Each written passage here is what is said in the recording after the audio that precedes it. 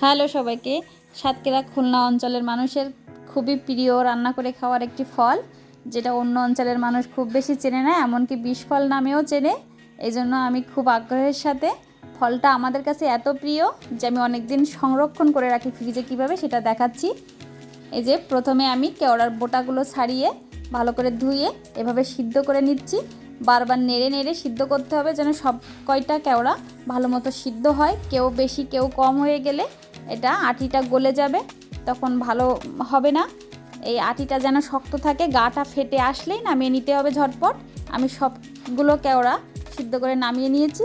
তারপর অল্প জল দিয়ে আমি তার ভেতরে কেওড়া দিয়ে এভাবে আটিগুলো আলাদা করে নিচ্ছি। এই যে আটি গলে গেলে ভালো লাগে না। এই যে খোসায় বেশি শ্বাস থাকে, আর কাঁচা কিছু কাঁচা আছে যেগুলো মানে পাকিনি, সেগুলো কাঁচা সিদ্ধ হয়নি, সেগুলো আলাদা বেছে রেখে দিয়েছি, ফেলে দেব। এই যে আমি খোসার ধোয়া যে জলগুলো সেঁকে নিচ্ছি এভাবে। এটা মূলত শ্বাস জল মিশ্রণ একটা ঘন আঠালো একটা জিনিস তৈরি হয়েছে। এই যে খোসাটা এবার আমি আরও একটু জলের ভিতরে ভালো করে ছাড়িয়ে নেব, মানে শ্বাসটা এভাবে চটকে আমি শ্বাসটা বের করে নেব।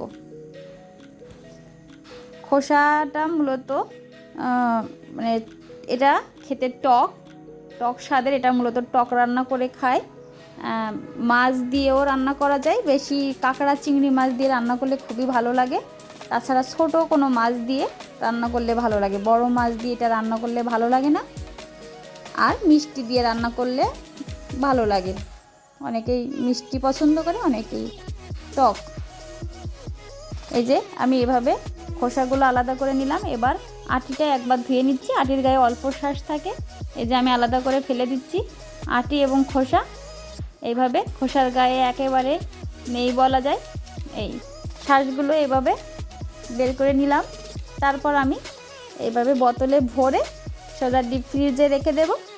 অনেক দিন পর্যন্ত এটা ভালো থাকে। দুধের মতো এটা জলে ভিজিয়ে রাখলে কিছুক্ষণ পরে গলে যাবে, তারপরে রান্না করতে হবে। রান্না করার প্রসেসটা আমি একদিন দেখিয়ে দেব। এই যে এতগুলো হয়েছে। টাটা।